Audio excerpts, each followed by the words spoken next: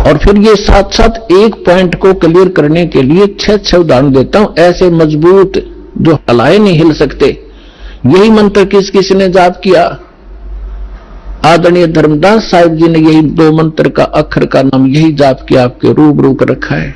नानक साहिब जी परमात्मा से सीधे मिले, परमात्मा उनको बीज नदी पर जिंदा महात्मा के रूप में सचखंड लेकर गए और फिर उनको वापस छोड़ा। तीसरे दिन अदृश्य रखा और फिर उन्होंने कौन सा नाम जाप किया?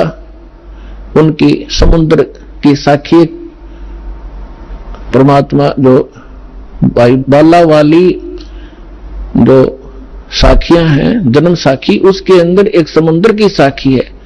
उसमें एक कथा है कि एक समय बाला और मर्दाना नानक साहिब के साथ रहा करते थे अधिकतर। उन्होंने एक दिन प्रार्थना की, गुरुदेव हम श्रीलंका जाना चाहते हैं, देखना चाहते हैं, दया करो। उन्होंने कहा आंखें बंद करो। आंखें बंद करके खोली तो समुद्र के किनारे खड़े थे। नानक साहिब जी ने कहा कि आओ मेरे साथ साथ समुद्र के ऊपर चलेंगे और वाहेगुरु बोलते रहना। तो ऐसे चल पड़े जैसे थल पर चलते हैं, आगे आगे नानक देव जी, पीछे वो दोनों बच्चे बाला और मर्दाना। तो नानक साहिब जी ने, वैसे तो सिमरन श्वास से करना होता है, उन्होंने जानबूझ कर झटका देना था क्योंकि परमात्मा का सख्त आदेश था, धर्मदास मेरी लाख दुहाई। और ये मूल ज्ञान अभी कई बार जाई, ये सार नाम और सतनाम अभी किसी को देना नहीं तो नकली पंथों के हाथ लग जाएगा। और जब मेरा दास आवेगा वो कैसे भिन्नता बताएगा, ये सारी विचलित हो जाएगी कहानी। हमारा सारा जो है ना काम बिगड़ जाएगा और काल का फिर से दाव लग जाएगा। मेरे बच्चे मुझे पहचान नहीं सकेंगे। तो वो महापुरुष थे, जैसे वेद में लिखा है कि दृढ़ भक्त को मिलते हैं, वो आकर के अपना ज्ञान देते हैं। तो दृढ़ भक्त थे नानक साहिब जैसे। उन्होंने कभी किसी सिख को ये नाम नहीं दिया सतनाम, बल्कि सख्त एक ऐसा झटका दे दिया कि सब घबरा गए कि इस मंत्र को छूना नहीं है। नानक साहिब जी ने उच्चारण करके ये 2 अक्षर का मंत्र जाप करना शुरू कर दिया। मर्दाना ने सोचा कि गुरुजी तो सतनाम जाप कर रहे हैं, ये 2 अक्षर का, जिसमें एक ओम है, एक तत्व है, तो क्यों ना मैं भी जाप करूं। मर्दाना फिर वो 2 अक्षर का मंत्र जाप करने लगा तो वो लगा डूबने। नानक साहिब जी ने देखा, तब नानक जी ने कहा कि भाई तो वो ये जाप कर जो मैंने तेरे को बोला है, ये मंत्र मत कर। तो फिर वो वाहेगुरु कहने लगा, फिर ठीक हो गया। कहने का भाव ये है कि नानक जी तो वो 2 अक्षर का नाम जाप कर रहे थे और शिष्य को मना किया। क्यों किया? वो परमात्मा के प्यारे बच्चे थे, उनको मालूम था कि यदि आज ये डिस्क्लोज हो गया तो बट्ठा बैठ जाएगा। आज तक किसी सिख को इस सतनाम की भनक भी नहीं है, ना वो ग्रंथ साहिब में रखा, अलग अलग स्थानों पर रख दिया लेकिन सीधा नहीं रखा और वहां से प्रमाणित हो गया। और इसके साथ साथ आदरणीय गरीबदास साहिब जी को परमात्मा मिले, गांव छुड़ानी, जिला झज्जर, हरियाणा में, खेतों में 10 वर्ष के थे, सचखंड लेकर गए और फिर बहुत काफी समय 8-10 घंटे ऊपर रखा परमात्मा के बच्चे को, फिर वापस छोड़ा। उसने परमात्मा से परिचित होकर अपनी अमृतवाणी में दास उसी गरीबदास पंथ से आगे बढ़ा है। उसमें गरीबदास पंथ में ये मंत्र नहीं है सतनाम का, और एक में बकवास करते हैं, ओम भागवते वासुदेव नमः, कोई करता है, कोई कुछ करता है, कोई सतगुरु, ये मंत्र नहीं है। और ग्रंथ साहिब गरीबदास जी के ग्रंथ साहिब के अंदर प्रमाणित है ये मंत्र।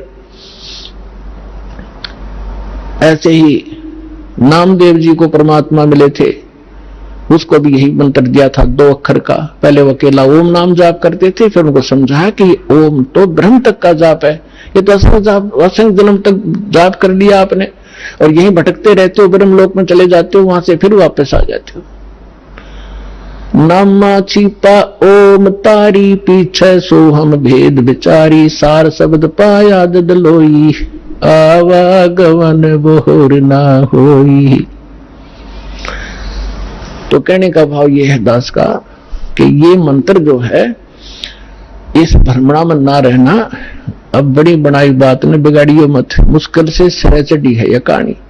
कितने संकट झेलने पड़े हैं। दास ने जेल तक जाना पड़ा, झूठे मुकदमों को फेस कर रहे हैं। कोई बात नहीं, परमात्मा हमारे साथ है। हमारा एक बार ज्ञान निखार हो जा, फिर चाहे फांसी दे दिए मेरा, एक बार परमात्मा का ज्ञान उसके बच्चों तक पहुंच जा।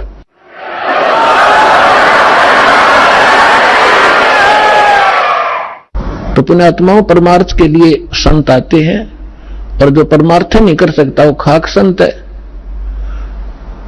और संत किसे कहते हैं? सतगुरु उसे कहते हैं। सतगुरु के लक्षण कहूं, मधुरे बैन विनोद, 4 वेद 60 शास्त्र वो कहे 18 बोध। सतगुरु होगा जो इन सदग्रंथों से ज्ञान दे और प्रमाणित ज्ञान हो। अब जो प्रश्न चल रहा है कि जैसे अब आप जी नियमित रहे, अब आपको कुछ दिन समस्या रहेगी, क्योंकि अभी हमारे इस ज्ञान का प्रकाश कम हुआ है। घर घर के अंदर विरोध है, गांव गांव में विरोध है, समाज के अंदर विरोध है, क्योंकि इस जगत और भगत के क्रियाओं में और विचारों में सदा से भिन्नता रही है।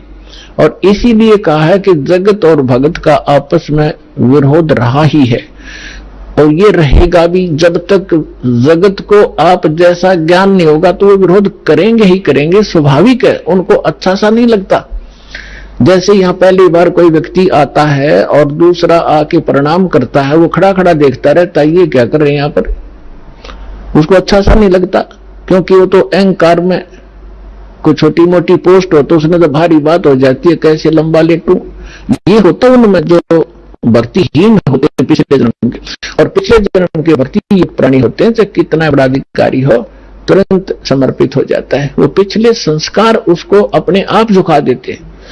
उदाहरण के लिए जैसे सरसों आपने देखा होगा, सरसों जब तक उसकी फलियों में दाने नहीं होते, यानी उसकी कीमती नहीं होती, तब तक वो ऐसे खड़ी रहती है।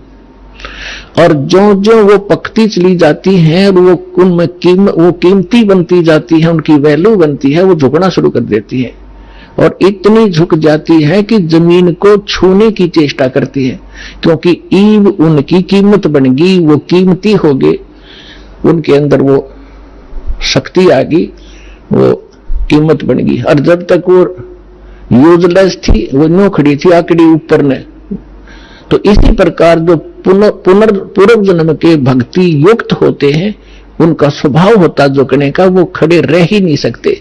उनके अंदर पिछली भक्ति इतनी जबरदस्त होती है। और जो भक्तिहीन होते हैं वो आकड़े रहा कर नोक, लेकिन उनमें भी भक्ति बन जाएगी। सत्संग सुनेंगे, भगवान की अमृत वाणी सुनने मात्र से संस्कार शुरू हो जाते हैं।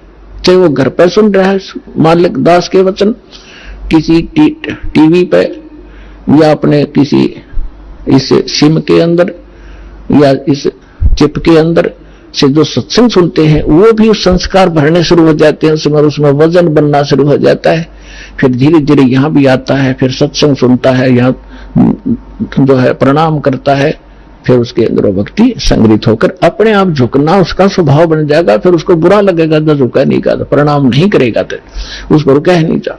तो जो प्रश्न चल रहा है कि अब ये बिचली पीठी चल रही है, और इसमें क्योंकि सत्संग एक सामूहिक तौर से सब विचार व्यक्त किए जाते हैं, ये एक सामूहिक लेक्चर है जिसमें प्रथम कक्षा के बच्चे भी होते हैं जो पहली बार आए हैं, कुछ ऐसे भी होते हैं जो वैसे ही सत्संग श्रवण करने के लिए भी आए हैं, कुछ ने आज ही उपदेश लिया है, कुछ 2 वर्ष के हो गए, कोई 4 बार आए हैं, कोई पुराने भक्त हैं। तो सभी के अनुकूल इस सत्संग के माध्यम से संदेश दिया जाता है, और उनको जिसको जहां को त्रुटि होती है ये वचन वही काम करते हैं। जैसे आपको कोई बीमारी रोग है, इंजेक्शन कुल्ले पर लगाएंगे, वो उसी दर्द पर जाकर काम करेगा जो रोग होगा।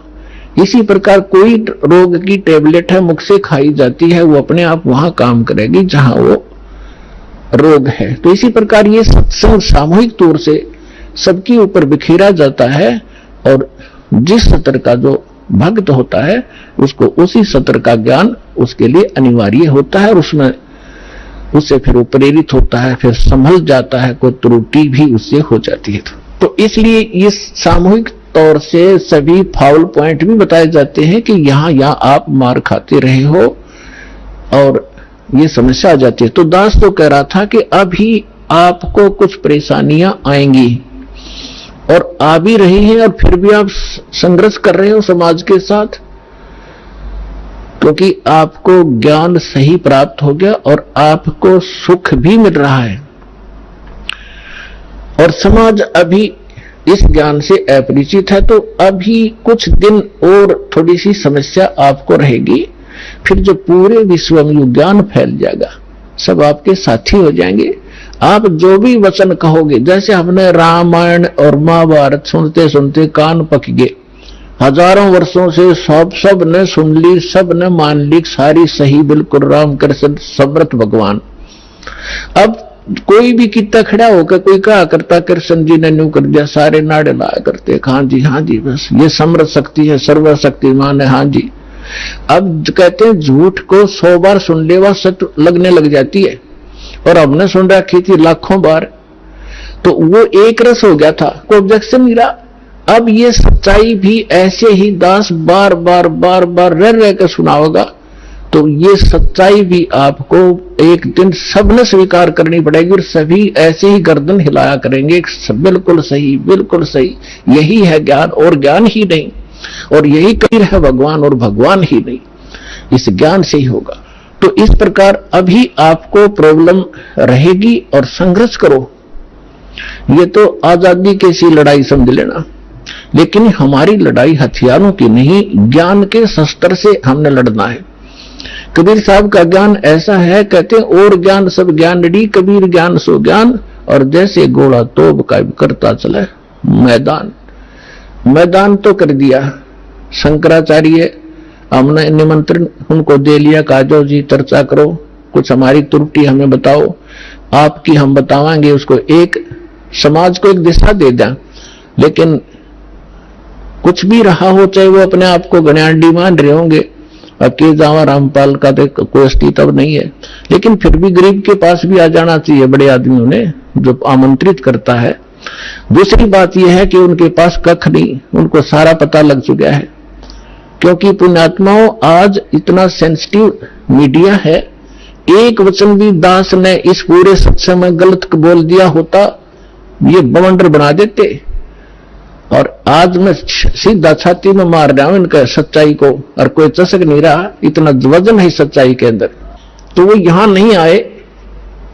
दुर्भाग्य था हमारा, बहुत इंतजार की उनकी, लेकिन परमात्मा ने दया करी, इस साधना चैनल वाले पर न्यारी रजा कर दी दाता ने।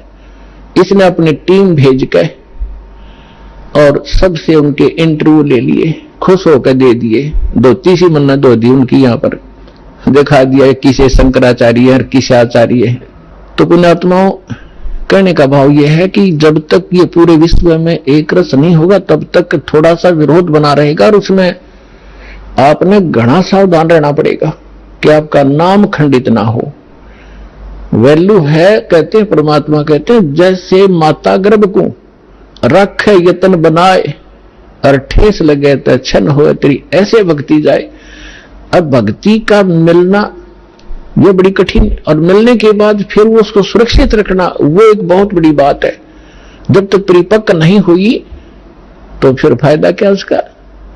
तो इतना सावधानी आपने बरतनी पड़ेगी, जैसे कोई माता बच्चे को गर्भ में आते ही वो कितनी सतर्क हो जाती है, खान पीन में संयम बरतती है, पैर ऊंचा नीचा ना टिक जा कि बच्चे का झटका लग जा, रात को करवट भी गलती से ले लेती है तो तुरंत सतर्क होती है, और कहीं मेरे बच्चे का दाब ना लगी हो और खराब ना हो जाए मेरा गर्भ, वो कितनी चिंतित रहती है। तो आप जी ने इस भक्ति का जो लाल है, इतनी सावधानी से परिपक्व करना पड़ेगा, तब आपको सफलता होगी। इसमें फाउल पॉइंट है, आन उपासना नहीं करनी, संसारिक व्यवहार के जो भी कार्य हैं जो भक्ति परमात्मा की मर्यादा को भंग करते हैं वो नहीं करने। और फिर आप सफल हो जाओगे। तो अभी थोड़ी सी कठिनाई आपको चल रही है, घर घर में विरोध चल रहा है। पति ने नाम दे दिया, पत्नी नहीं मानती, मैं तो सारी पूजा करूंगी, तो कैसे ऐसा क्या कर रहा है। पत्नी ने ले लिया तो पति दुखी करता है। तो धीरे धीरे ज्ञान से क्या होगा, ये ज्ञान ऐसा है कि आप घर पे चलाओगे और बच्चों पर भी असर करेगा। ना सुनेंगे तो भी कक्ष में सोए हुए व्यक्तियों पर भी ये वाणी असर करेगी, जैसे गारुड़ का मंत्र अचेत हुए उस सर्प के डसे हुए व्यक्ति पर, जो सुन भी नहीं रहा, समझ भी नहीं रहा, और उसके ऊपर भी वो मंत्र बोल बोल कर उसके विष को उतार कर सचेत कर देता है। और ये तो परमात्मा की वाणी सब सिद्ध है। ये तो अपने पशु पक्षियों के ऊपर भी ये वाणी जा रही है, उनको भी, उनके भी पाप डाउन हो रहे हैं। ठीक है, उनके पाप गणे हैं इसलिए पशु योनि मिली, तो वो पाप घटते रहेंगे। जैसे कपड़ा किसी का ज्यादा मैला है, हो गया है, मैल हो गया है, तो वो कई बार साबुन लगाने से स्वच्छ होगा, उज्जवल हो जाएगा। और जिसका थोड़ा मैला है, एक दो बार साबुन लगाने से उज्जवल हो जाता है। तो ये साबुन है, परमात्मा का जो ज्ञान है, सत्संग है, वचन है, ये साबुन और जल दोनों का काम करता है। तो धीरे धीरे ये सत्संग जिस घर में चल रहा है, पड़ोसियों तक भी असर होगा आपका, और आपके घर के पशु पक्षियों पर भी इसका प्रभाव बढ़ेगा। आपके घर कोई पशु पक्षी भी रह रहे हैं, उसके ऊपर भी धीरे धीरे उसके अंदर ये वाणी का जो ज्ञान यज्ञ का पुण्य उसमें संग्रहित होगा। और कुछ ऐसे पाप हैं जो ज्ञान यज्ञ से ही खत्म होते और उसका विकल्प ही नहीं है। जैसे कपड़े को पहले थोड़ा मैला है तो जल से धो दिया, साफ हो गया। ज्यादा मैला है तो और भी मैल रहा तो साबुन लगाना पड़ा, और फिर भी कोई दाग दबा रह जाता है तो ड्राई क्लीन से साफ हो जाता है। तो इसी प्रकार ये सभी क्रियाएं हमें अपने अंतःकरण, अपने जीव के ऊपर, आत्मा के ऊपर जो मैल जमा हो गए, उन सभी पापों का नाश करने के लिए ये सारे ही साधन अपनाने पड़ेंगे। मंत्र के जाप भी करने पड़ेंगे, पांचों यज्ञ भी आपने करनी पड़ेंगी।